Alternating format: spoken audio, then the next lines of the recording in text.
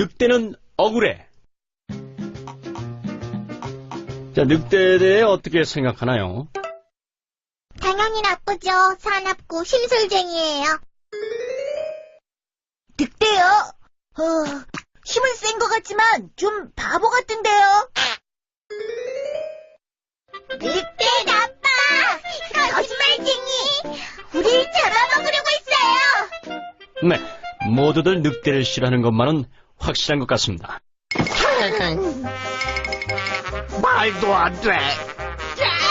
늑대다! 늑대? 우리 늑대들 그렇게 나쁘지 않다고. 억울해. 어떤 점이 억울한가요? 전부 다. 이리 따라와봐. 잠깐만요! 저건... 맞아. 사냥을 하고 있는 거야. 우와, 정말 대단하네요. 저렇게 큰 버팔로를 사냥하다니. 버팔로는 크기도 하지만 성격도 사나워. 잘못하다간 우리 늑대가 다칠 수도 있지. 아, 그래서 공격을 못하고 있는 거군요. 못하다니. 저게 다 작전이라고. 작전이요? 저렇게 계속 달리다 보면 약한 버팔로는 당연히 뒤처지겠지. 그걸 노리는 거라고. 오호, 제법 똑똑한 방법이네요. 아, 도대체 언제까지 달려야 하는 거죠? 조금만 기다려봐.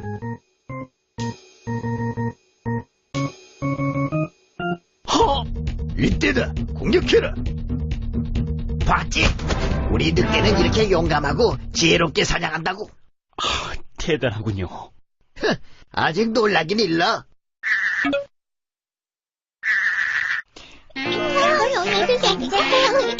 와, 귀여운 새끼 늑대들이네요. 아주 개구장이들이지. 저것 좀 봐. 녀석. 이야, 사냥할 때는 엄청 무서워 보였는데, 저렇게 보니까 역시 아빠네요. 그럼 우리가 새끼들을 얼마나 아낀다고.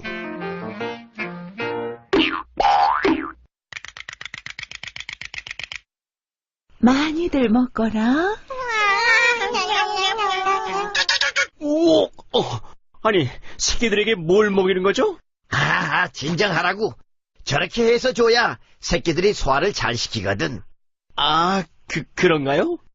우리가 만난 지도 벌써 6년째군. 평생 지금처럼 행복하게 살아요.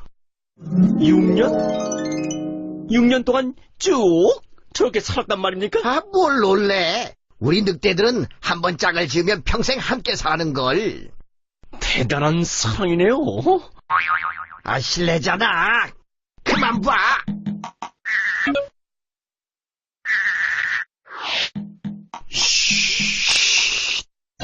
아니, 저건 누구냐? 인간 냄새다.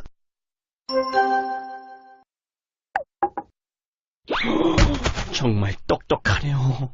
그렇다니까. 근처에 인간이 있을지 모른다. 어서 도망가자. 네, 대장. 아이고, 실망이네요. 뭐가? 아니, 무서운 버팔로도 사냥하던 늑대들이 저렇게 도망이나 가다니. 모르는 소리. 우리에겐 인간이 가장 무서운 적이라고. 니는 또 허탕이잖아. 이쪽이군. 잘하면 잡을 수 있겠어. 아니, 지금 늑대를 사냥하려는 겁니까? 당연한 걸 왜 물어? 아니, 왜 늑대를 사냥하는 겁니까? 돈이 되니까 사냥하지. 늑대 가죽이 얼마나 비싸게 팔리는데. 가만, 너구리 가죽도 제법 쏠쏠하겠는가? 야, 거기서!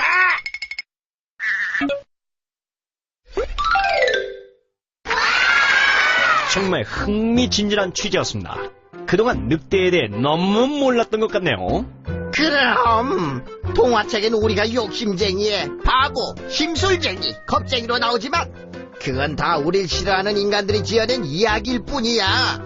우리 늑대는 똑똑하고 용감한 멋진 동물이라고.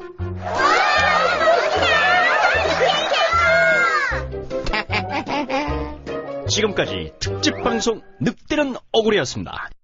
자, 마지막으로 늑대 씨의 멋진 울음소리를 들어볼까요? 좋아.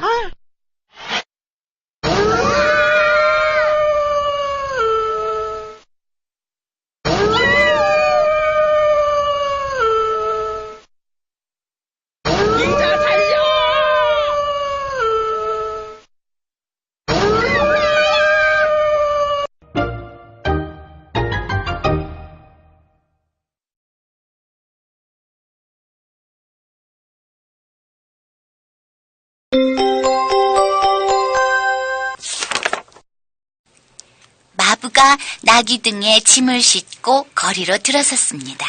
조심조심 걸어라. 이 짐은 아주 소중하니까 조심해야 된다. 마부는 나귀의 갈기를 쓰다듬어주며 몇 번이나 같은 말을 하였습니다. 나귀는 주인이 채찍질 대신 친절하게 갈기를 쓰다듬어주자 기분이 좋았습니다. 더욱이 길을 가던 사람들이 자기를 향해 꾸벅꾸벅 절을 하는 것이었습니다. 평소에 자기에게 돌멩이를 던지며 짓궂게 굴던 아이들까지도 절을 하자 나귀는 더욱 우쭐해졌습니다. 이거 정말 희한하군. 사람들이 갑자기 나를 존경하게 되다니. 이제야 내가 얼마나 멋지고 잘난 나귀인지를 알아주는구나. 나귀는 임금이라도 된 기분이었습니다. 그래서 길 가운데에 떡 버티고 섰습니다. 아니 이놈이 갑자기 왜 이래? 이리야! 어서 가자! 마부가 고삐를 아무리 잡아당겨도 나귀는 콧방귀만 낄 뿐 한 걸음도 움직이지 않았습니다. 마침내 화가 난 마부가 나귀의 궁둥이를 걷어찼습니다. 이놈아! 이 사람들이 절하니까 너를 존경하는 걸로 착각하느냐? 너 보고 절한 것이 아니라 네 등에 실린 임금님의 초상에 대고 절하는 것을 알아야지. 미련한 나귀는 다시 채찍질을 당하며 길을 가게 되었죠.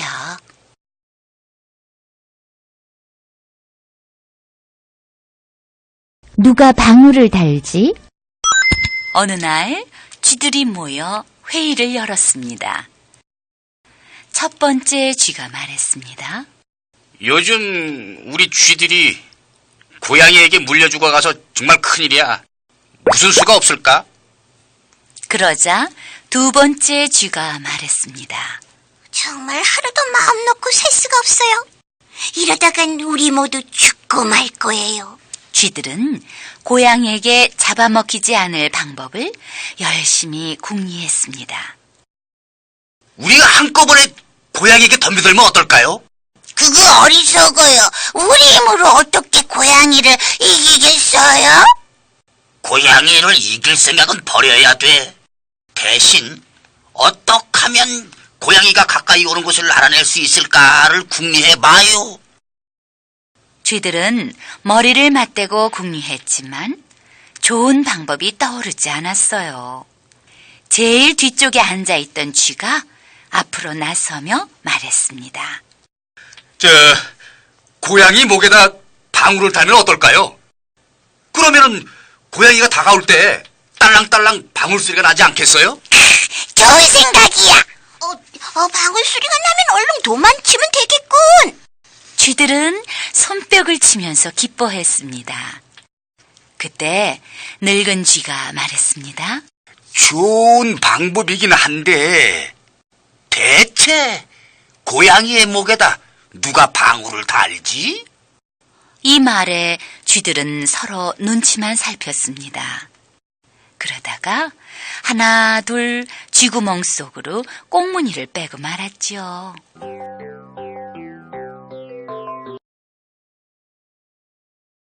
소금을 나르는 당나귀. 언제나 등에 짐을 잔뜩 져 나르는 당나귀가 있었어요. 어느 날 소금 자루를 짊어지고 개울을 건너던 당나귀는 그만 발을 헛디뎌 개울물에 풍덩 빠지고 말았어요. 그러자 놀란 주인이 재빨리 일으켜 주었습니다. 개울에서 나온 당나귀는 깜짝 놀랐어요. 소금이 물에 녹아 짐이 가벼워졌기 때문이지요. 당나귀는 아주 가뿐하게 돌아왔답니다. 며칠 뒤 당나귀는 또 소금자루를 나르게 되었어요. 물에 빠져서 소금이 모두 녹게 만들어야지. 당나귀는 일부러 개울물에 빠졌어요. 그래서 이번에도 편하게 돌아올 수 있었죠. 아이고, 편하다. 이렇게 좋은 방법이 있다는 걸 왜 몰랐을까? 이제 짐이 아무리 무거워도 걱정 없어. 주인을 속이면 되니까.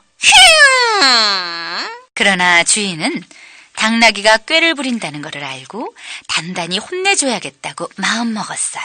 그러던 어느 날 당나귀는 솜을 나르게 되었습니다. 솜은 소금보다 가벼워서 많이 질 수가 있었지요. 그날도 개울 한가운데쯤 왔을 때 당나귀는 일부러 또 넘어졌어요. 그런데 가벼울 줄 알았던 짐이 오히려 더 무겁지 않겠어요? 빨리 오지 못해? 힘들어서 헐떡거리는 당나귀에게 주인이 재촉했습니다. 당나귀는 물에 젖어 훨씬 더 무거워진 솜을 지고 걸으며 그제야 나쁜 꾀를 부린 것을 후회했답니다.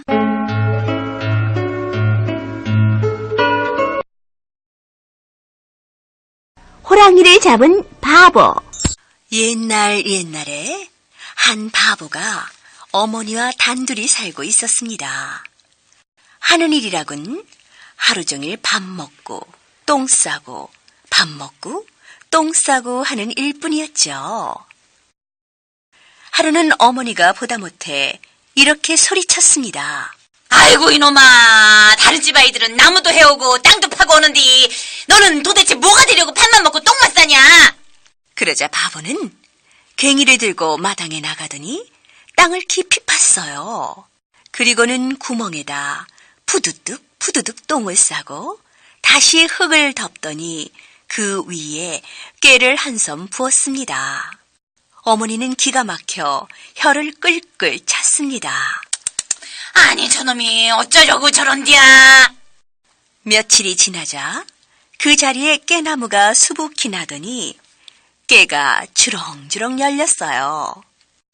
바보는 10가마니가 넘게 깨를 따서는 그 깨로 기름을 짜서 항아리에 부었어요. 그리고 어디서 구했는지 강아지 한 마리를 얻어와 기름 항아리에 넣었다 꺼냈다를 수십 번 되풀이했어요. 강아지는 고소한 기름에 절을 대로 절어서 매끈매끈 반들반들해졌죠. 이제 바보는 칡덩굴로 동아줄을 꼬았습니다. 동아줄 한 끝에는 강아지를 메고 다른 한 끝은 큰 나무에다 꽁꽁 붙들어 메었죠. 참기름 냄새가 솔솔 사방으로 퍼졌습니다. 그러자 호랑이들이 고소한 냄새를 맡고 하나 둘씩 모여들었죠.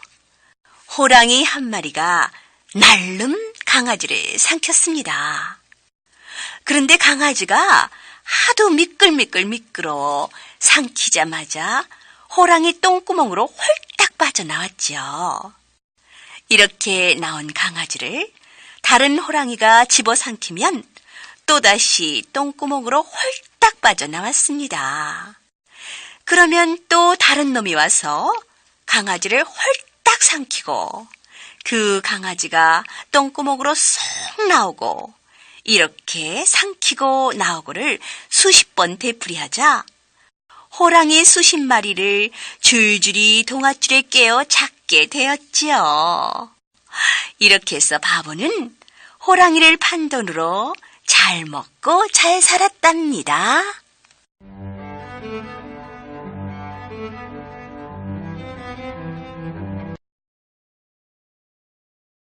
아기 다람쥐와 너구리. 커다란 밤나무에 달려있던 밤이 다 익어서 땅에 툭 떨어졌어요. 밤나무 밑에서 놀고 있던 아기 다람쥐가 밤을 주웠어요. 와, 밤이 크고 맛있게 생겼다. 집에 가지고 가서 가족들하고 함께 나누어 먹어야지. 아기 다람쥐는 여기저기에서 맛있게 익은 밤들을 주워 모았어요. 그때 너구리가 나타났어요. 저기 꼬마 다람쥐가 있구나. 얼른 가서 잡아먹어야지. 너구리는 열심히 밤을 줍고 있는 다람쥐 뒤로 가서 다람쥐를 꽉 붙잡았어요. 너 나한테 잘 걸렸다. 배가 고프던 참인데 잘 됐어. 널 잡아먹어야겠다. 다람쥐는 깜짝 놀랐어요. 그리고 겁이 났어요. 어떻게 해야 할지 몰랐어요. 아니, 이것들은 밤이잖아. 잘 됐다. 이 밤들도 내가 빼앗아 먹어야지. 그때 다람쥐한테 지혜가 생겼어요. 그리고 침착하게 말을 했어요. 너구리 아저씨, 밤을 불에 구워 먹으면 아주 맛있어요. 불에 구워 먹는다고? 정말 맛있니? 네, 정말 맛있어요. 어떻게 굽는 건데? 제가 가르쳐 줄게요. 아기 다람쥐는 나뭇가지에 불을 붙이고 그 불 위에 넓적한 돌을 얹어 놓았어요. 그 돌은 점점 뜨거워지기 시작했어요. 아기 다람쥐는 그 돌 위에 밤들을 올려놓았어요. 너구리 아저씨, 조금 있으면 이 밤들이 더 커지면서 맛있게 익어요. 점점 더 커지니까 아주 커진 다음에 먹으면 돼요. 이 밤들이 더 커진다고? 하하, 그거 참 신기하네. 그러면 나머지 밤들도 더 얹어놔. 모두 커지게 한 다음에 많이 먹게. 돌이 점점 뜨거워졌어요. 돌 위에 있는 밤들도 익으면서 점점 팽창하여 커지고 있었어요. 구수한 냄새가 풍겨나왔어요. 냄새 좋다. 야, 정말 밤이 커지네. 너 이런 거 어디서 배웠니? 책에서 배웠어요. 여기 이 밤 좀 보세요. 아까보다 훨씬 더 커졌죠? 정말? 이게 제일 커졌네. 너구리는 신기해서 자세히 보려고 눈을 가까이 대고 그 밤을 쳐다보았어요. 그때 펑 하고 밤이 터졌어요. 밤을 불에 구우면 뜨거운 열 때문에 밤 껍질이 팽창하지요. 밤 껍질이 팽창하다가 압력이 너무 세지면 밤 껍질이 폭탄처럼 터진다. 밤 껍질이 터지면서 너구리의 눈에 맞았어요. 아이고, 아파! 너구리는 너무 아파서 눈을 감싸고 뒹굴었어요. 아기 다람쥐는 재빨리 도망쳤어요. 아기 다람쥐는 지혜를 써서 위기를 벗어날 수 있었어요. 너구리의 눈 주위가 꺼멓게 보이는 것은 이때 밤 껍질에 얻어맞아서 그렇다고 합니다.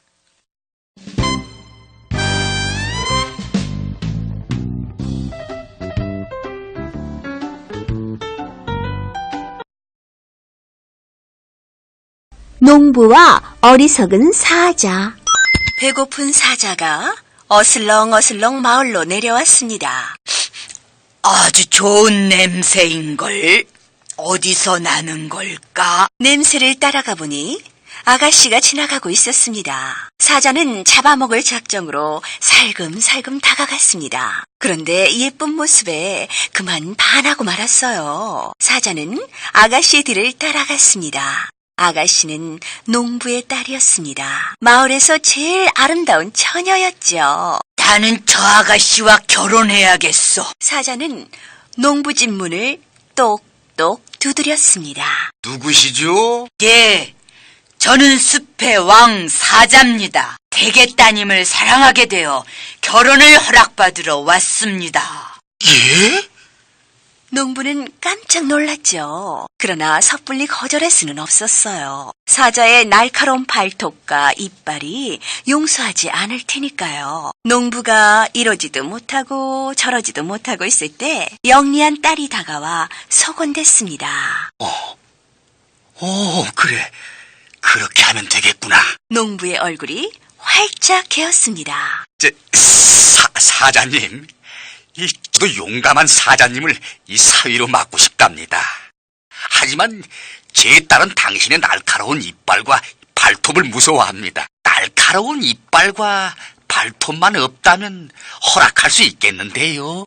예쁜 농부의 딸에게 마음을 몽땅 빼앗긴 사자는 망설이지 않고 이빨과 발톱을 뽑았습니다. 이제 두려워할 거 없습니다.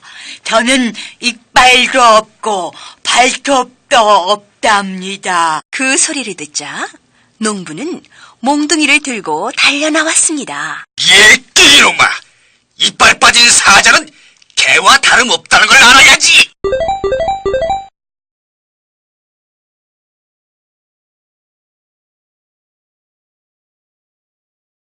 낙타의 소원.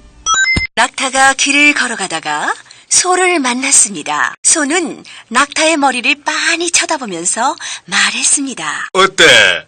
내 뿔 멋있지? 낙타는 뿔이 없었으므로 잠자코 있었습니다. 그러자 소가 다시 말했습니다. 뿔이 있으면 참 좋단다. 나쁜 녀석도 무서워서 가까이 오지 못해. 그리고 뿔이 있으면 머리 모양이 훨씬 근사해 보여. 낙타는 그럴지도 모르겠다는 생각이 들었습니다. 그러자 소는 또다시 말했습니다. 난 뿔이 없는 녀석을 보면 불쌍한 생각이 들더구나. 너도 그렇지만. 그리곤 종종 걸어가 버렸습니다. 낙타는 뿔을 가진 소가 너무나 부러웠습니다. 그래서 제우스 신에게 가서 부탁을 했습니다. 제우스 신이여, 부디 저에게 소처럼 뿔을 달아주세요. 그러자 제우스 신이 말했습니다. 무슨 소리를 하는 거냐? 너는 소보다 크고 훌륭한 몸집이 있지 않느냐? 그렇지만 뿔은 없습니다. 무슨 소리? 소는 사막을 오랫동안 걷지 못한다. 그러나 너는 사막을 얼마든지 걸을 수 있는 힘을 지니고 있지 않느냐? 그렇지만 뿔은 없습니다. 제우스 신은 잠시 아무 말 없이 낙타의 얼굴을 바라보았습니다. 그리고 나서 말했습니다. 나는 남의 것만을 부러워하는 녀석을 제일 싫어해. 그리고 화가 난 제우스 신은 낙타의 귀를 떼어내고 말았습니다. 지금도 낙타의 귀는 아주 작답니다.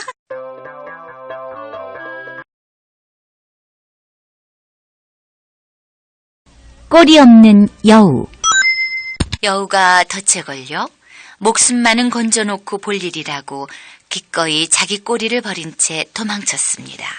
그런데 다시 세상으로 나와본 순간 그 결함 때문에 받는 치욕을 뼈저리게 느끼기 시작했습니다.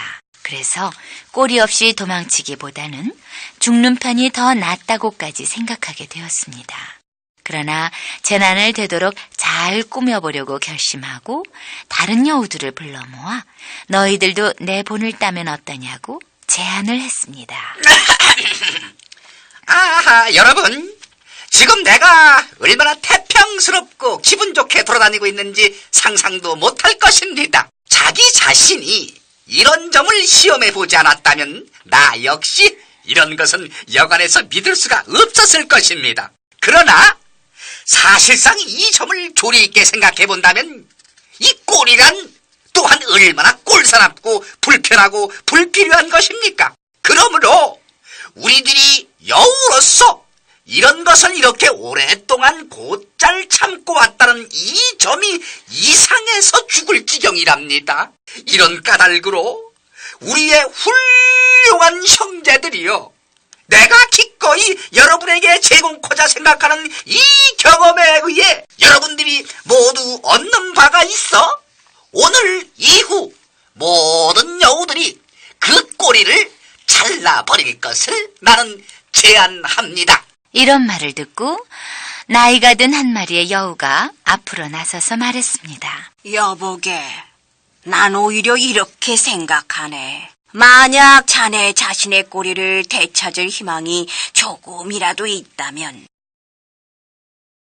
자네도 우리들에게 꼬리를 버리도록 충고하거나 하지는 않을 걸세.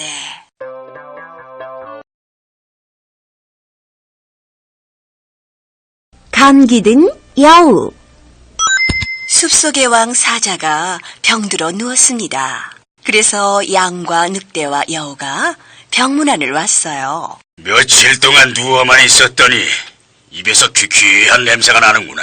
심심한 사자는 무슨 일로 트집을 잡아볼까 살피면서 말했습니다. 저번 사장님 입에서 그 귀한 냄새가 나는데요. 거짓말할 줄 모르는 양이 걸려들었습니다. 이런 고약한 녀석. 내게서 무슨 냄새가 난다고? 사자는 한 입에 양을 물어 죽였습니다. 이번에는 무서운 눈으로 늑대를 쳐다보았어요. 내 입에서 무슨 냄새가 나느냐? 아무 냄새도 나지 않습니다. 늑대는 거짓말을 했습니다. 이 치사한 놈! 너는 멍청이 양보다 더 못한 놈이야! 사자는 늑대를 한 입에 물어 죽였어요. 이제 사자는 느긋하게 여우를 벽으로 몰고 가서 하 하고 입김을 내뿜었습니다. 내 입에서 냄새가 나니? 여우는 재빠르게 꾀를 생각했어요. 사장님, 죄송합니다. 저 지금 감기가 들어서 아무 냄새도 맡을 수가 없는데요. 그래서 여우는 용케 사자의 집에서 살아나왔어요.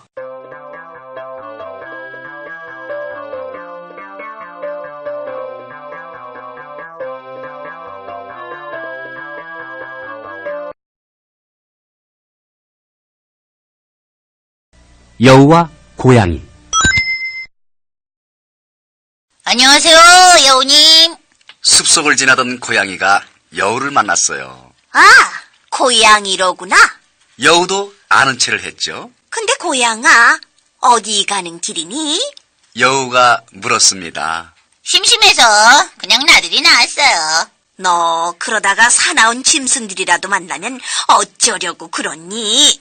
사나운 짐승이요? 고양이는 깜짝 놀라서 두리번 주위를 살폈어요. 너 꽤 겁장이로구나. 지금은 아무도 없으니까 안심해. 고양이야, 넌 무서운 짐승을 만났을 때 도망가는 방법을 알고 있니? 여우가 뽐내며 물었어요. 한 가지 방법밖에 모르는데요. 이런 바보 아니야? 도망가는 방법을 한 가지밖에 정말 몰라? 그러면 사나운 짐승을 만나면 영락없이 잡혀먹힐 텐데. 여우는 고양이를 비웃었어요. 야, 그럼 여우님은 몇 가지 방법을 알고 계세요? 나 말이니? 난 너무나 많아서 이루 다 셀 수가 없단다. 그렇게나 많아요? 그럼. 그러니까 제 아무리 무섭고 사나운 짐승이 나타나더라도 나를 잡을 수가 없어. 여우는 아주 의시되면서 고양이 앞을 왔다 갔다 했죠. 그때 무서운 사자가 여우와 고양이를 덮쳤어요. 한 가지밖에 모르는 고양이는 재빨리 나무 위로 피했으나 큰소리 치던 여우는 우물쭈물하다가 사자한테 잡혀 먹겠다는 얘기죠. 그러니까 많은 재주보다도 한 가지라도 확실한 재주가 낫다는 얘기예요.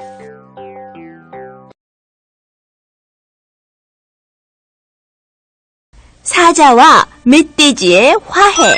몹시 더운 여름이었습니다. 그래서 강물도 줄어들었습니다. 숲속의 샘물도 차츰차츰 줄어들어 평소의 반 정도밖에 되지 않았습니다. 그 샘으로 사자 한 마리가 물을 마시러 왔습니다. 그런데 반대쪽에서 멧돼지가 역시 물을 마시러 왔습니다. 사자는 으르렁거렸습니다.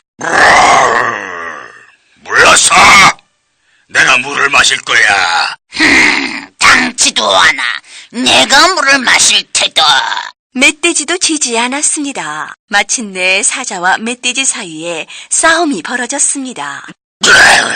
내가 마실 거야. 내가 마실 때다. 사자와 멧돼지는 있는 힘을 다해 맞섰습니다. 그러다 내가 아니야, 내가 하고 서로 외치며 달라붙어 싸웠습니다. 그러나 양쪽 다 힘이 세어 어느 쪽도 지지 않았습니다. 한참 싸우고 나니 사자도 멧돼지도 기진맥진해졌습니다.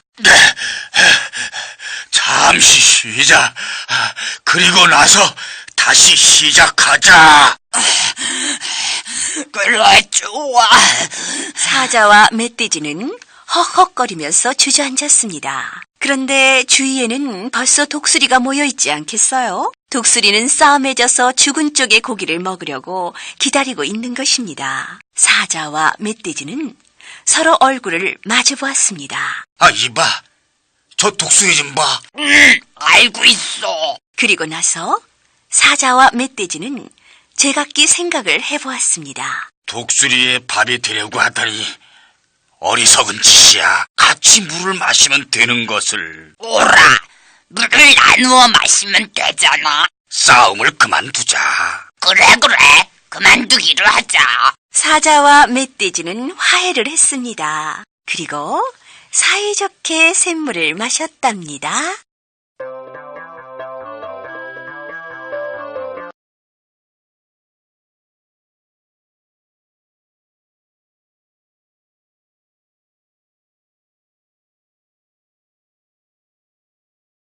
꽤 많은 당나귀.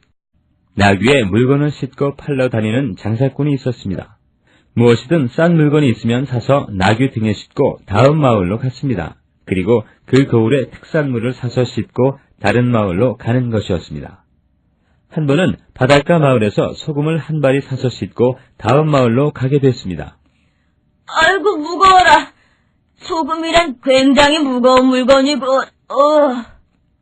당나귀는 힘이 들어 땀을 뻘뻘 흘렸습니다. 어서 가자. 이렇게 꿈을 대다간 해지기 전에 못 들어가겠다. 짐이 무거워 비틀대는 나귀를 장사꾼이 철썩 때렸습니다. 깜짝 놀란 당나귀는 모든 말로 펄쩍 뛰다가 그만 미끄러져 개울 속에 빠졌습니다. 어서 일어나지 못해! 장사꾼이 고삐를 잡아 끌었으나 당나귀는 짐이 무거워 좀처럼 일어나지 못했습니다. 아니, 이놈이 꾀를 부리네! 한동안 실랑이를 벌이던 당나귀는 겨우 일어나 개울에서 나왔습니다. 그런데 이상한 일이 일어났습니다.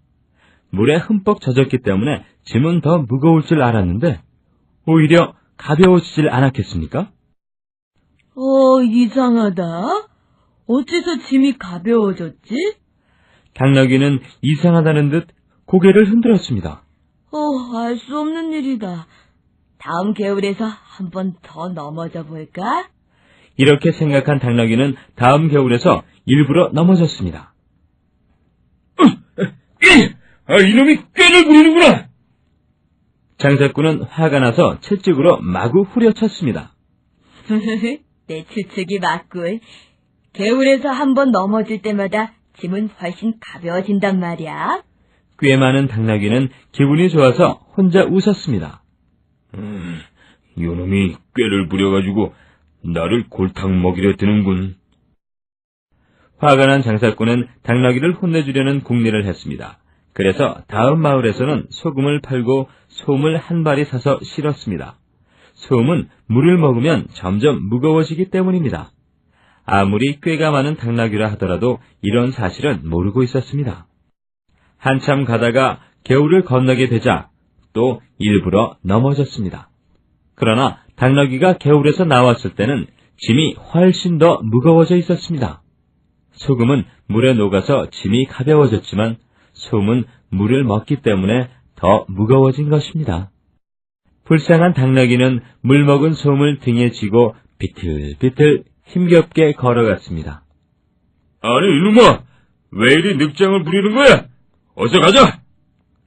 주인은 비틀거리는 당나귀의 엉덩이를 사정없이 후려쳤습니다. 제귀에 넘어간 여우. 여우와 당나귀가 친구가 되어 사이좋게 살고 있었습니다. 여우는 꾀가 많고 당나귀는 겁이 많았습니다. 우린 친구니까 어떤 어려운 일이 있더라도 서로 도와야 해. 그럼. 여우와 당나귀는 양지바른 풀밭에서 오손도손 이야기를 나누고 있었습니다. 갑자기 사자가 나타났습니다. 사자다! 큰일 났다. 어쩌면 좋지? 여우와 당나귀는 도망도 못 가고 부들부들 사시나무처럼 떨었습니다. 그때 꽤 많은 여우는 한 가지 꾀를 생각해냈습니다. 여우는 사자 옆으로 다가서며 말했습니다. 사자님, 저를 살려주신다면 저 당나귀를 잡을 수 있게 도와드리겠어요. 그래, 좋지. 사자는 고개를 끄덕였습니다. 그러나 당나귀는 여우가 사자에게 무슨 말을 했는지 몰랐습니다. 여우는 당나귀 옆으로 돌아왔습니다. 당나귀야! 무슨 수라도 생각났니? 좋은 수가 있어. 여우는 당나귀 귀에다 입을 대고 속삭이듯 이야기했습니다. 당나귀는 여우를 따라 옆으로 갔습니다. 여우는 당나귀를 깨어 근처에 있는 함정으로 빠뜨렸습니다. 여우야, 이건 함정 아니니? 그래, 함정이야. 넌 거기서 죽는 거야. 사자의 밥이 되는 거라고. 여우는 사자 옆으로 가서 이야기했습니다. 사자님, 당나귀를 함정 속에 가두었으니 이제 전 가도 되겠죠? 여우가 옆길로 가려고 하자 사자는 재빨리 여우 앞을 막으며 큰소리 쳤습니다. 이놈아, 당나귀는 함정 속에 빠져 도망갈 수 없으니 아무 염려가 없다. 그런데요? 몰라서 그러니? 넌 도망갈 놈이니까 너부터 잡아먹어야겠다. 사자는 큰 입을 벌려 여우의 꼬리를 덥석 물었습니다. 그리고는 번쩍 들어 두어 바퀴 빙빙 돌렸습니다.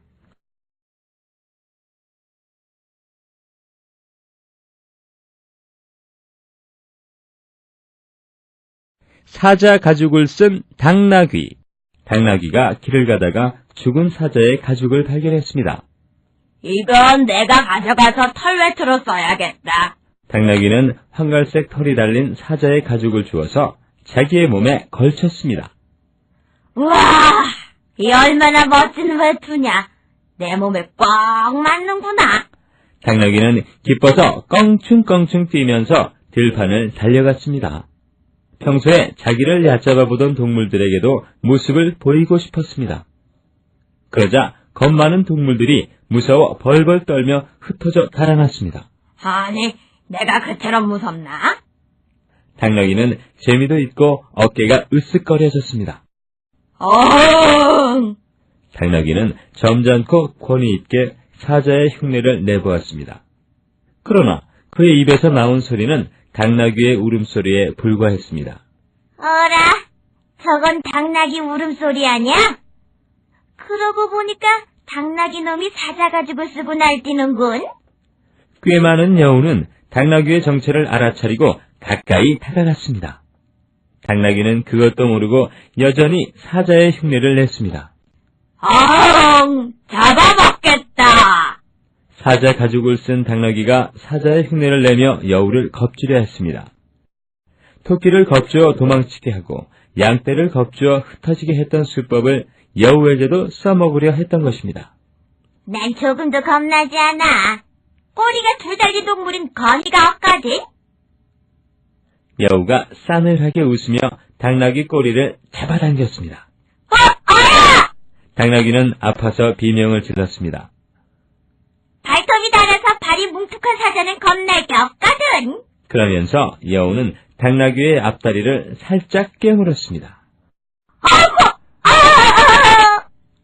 당나귀는 온 들판이 떠나갈 만큼 비명을 지르면서 걸음아 날 살려라 도망쳤습니다. 그 바람에 사자의 가죽이 반쯤 벗어져서 당나귀의 머리가 드러났습니다.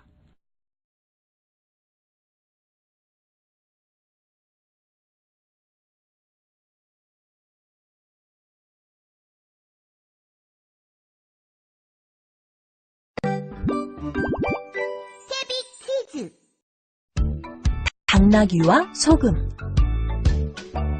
어느 마을에 한 남자가 당나귀를 기르며 살고 있었어요.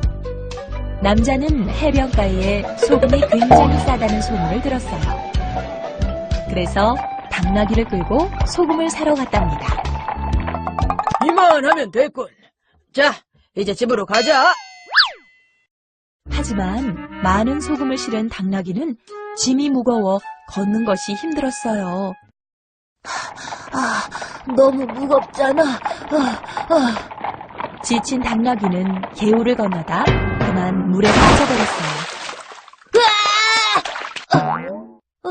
웬일이지? 힘이 훨씬 가벼운걸? 실었던 소금이 녹았기 때문이었지요. 이런, 소금을 다시 사야겠군. 주인은 소금을 더 사서 당나귀 등에 실었어요. 이런, 너무 무겁잖아. 옳지. 당나귀는 일부러 기운에 빠졌어요. 이야, 훨씬 나은걸. 주인은 매우 화가 나서 집으로 돌아갔어요. 그리고는 며칠 뒤 다시 해변으로 갔어요. 이번에는 당나귀 등에 스펀지를 잔뜩 실었어요. 굉장히 무겁네. 맞다. 며칠 전 일이 생각난 당나귀는 개울을 건너다가 일부러 넘어졌어요. 그런데 이게 어찌된 일인가요? 등에 실린 짐이 더 무거워졌지 뭐예요. 이상하다. 좋아, 한번 더 해보는 거야. 하지만 소용이 없었어요. 당나귀는 2배로 무거워진 짐을 지고 끙끙대며 집으로 돌아가야 했답니다.